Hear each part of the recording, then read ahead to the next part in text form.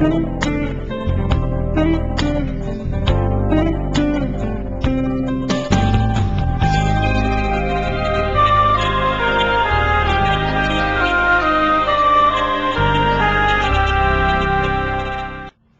you'll no doubt guess, this demo is set in Arctic Norway and explores a technique of deep water perk fishing. I'd be less than honest if I didn't say here and now that I don't like fishing with these things, but credit where it's due, these things can be devastating with big shoaling predators such as cod. Perks come in a wide range of shapes, sizes and colours. Lures can be expensive items to buy, but as with anything in life, you only get what you pay for, and you'd have to go a long way to find a better perk than this one. What makes the Norway pattern so special is its three-sided shape and curved body. This gives it an attractive fluttering action on the drop. On a fast drift with lots of wind or tide affecting the line angle, slow dropping perks are often at a disadvantage to the point where they may even become totally ineffective. But when conditions are right, as they are here, the three-sided Norway pattern can be lethal. Check out this piece of video action and see if you agree. It certainly feels like a better fish. Took a 14-ounce Norway, stainless steel Norway perk just after I bounced it on the bottom. A big solid take, bang, bent the rod down. You can just tell by the way it's slowly nodding its head and bending the rod. It's a good sized fish. Oh, the take was just bang. Yeah. It's a good fish.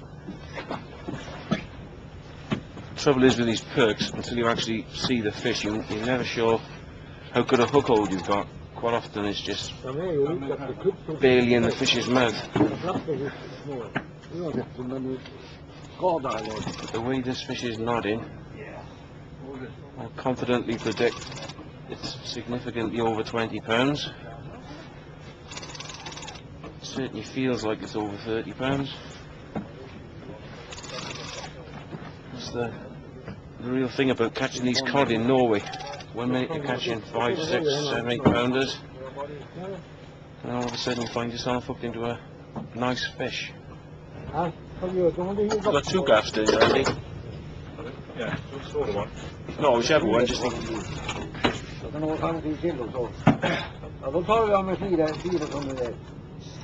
We're going the far side of it.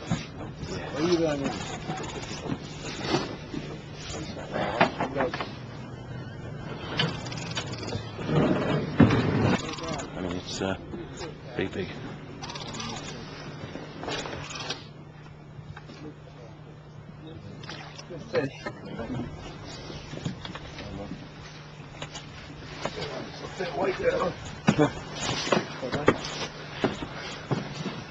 It's not quite as big as I thought it was, but I think it'll comfortably go 30 pounds.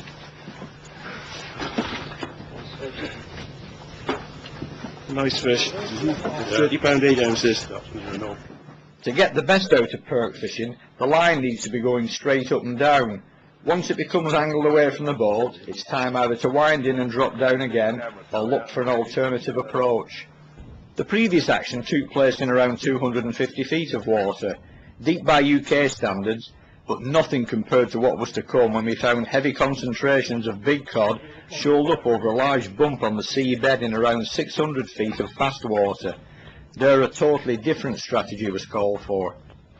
The traditional Norway pattern, like the one pictured at the top, still continued to pick up a few fish, but with nothing like the regularity of the fast drop version below it.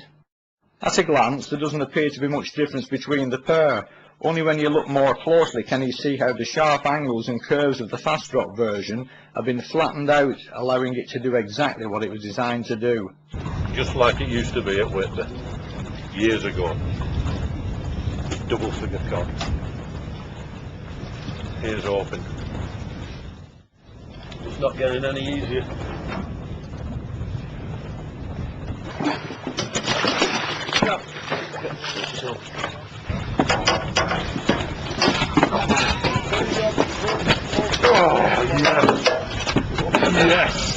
Yes! Yes!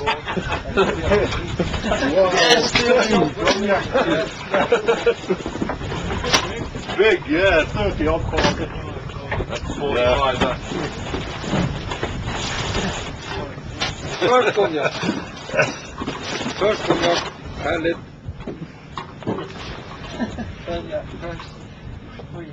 Yes, that's a fun one. And you will say, Bonsky. Bonsky. Bonsky. Bonsky. Very good. Very good.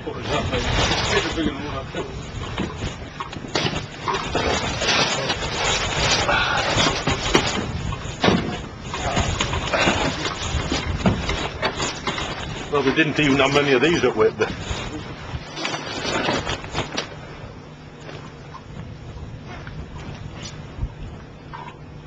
47.3. 47.3 pounds. The biggest fish I've ever had. The biggest cod I've ever had, anyway.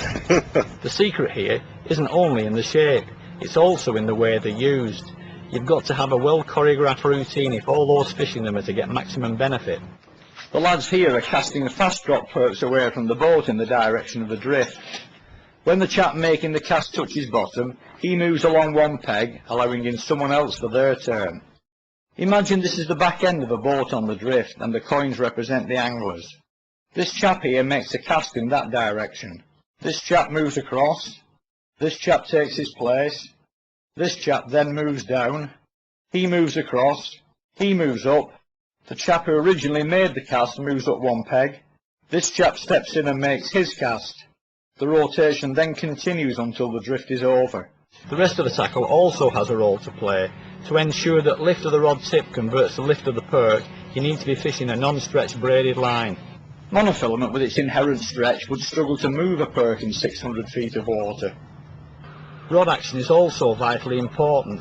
A nice soft action 30-pound class boat rod is essential if light hook holes are not to be ripped free due to the unforgiving nature of the braid. The one most of us use on the trip was a Shimano X-Age like this one. The perfect rod for the job and no more waiting for rod tubes coming down the carousel. This feels like a very good fish. Hit the Norwegian perk, it's slack water. I thought the fishing had sort of died, but this one hit it hard. It's been taking line off the reel 3 or 4 times now. It's just started coming up, but it does feel like a very good fish.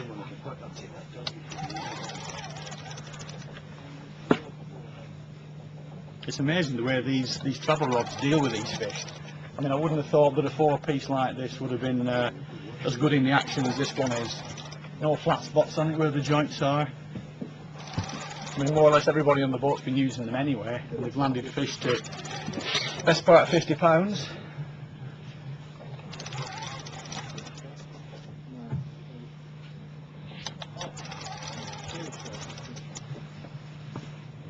It's nice and steady.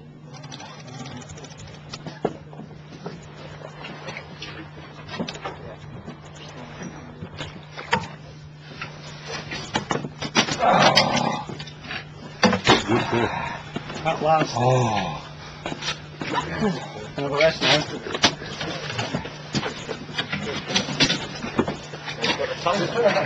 You post all your images. We got that. Oh. Cognac. Cognac for you. Okay.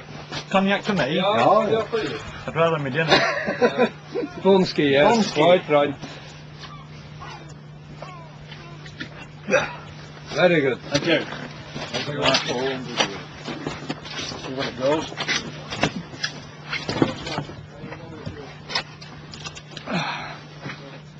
Happy with it? 33.10. The Norway perks and the fast drops certainly did the business at Kapangan, but what you've just seen wasn't the best action creamed off simply for the benefit of the film.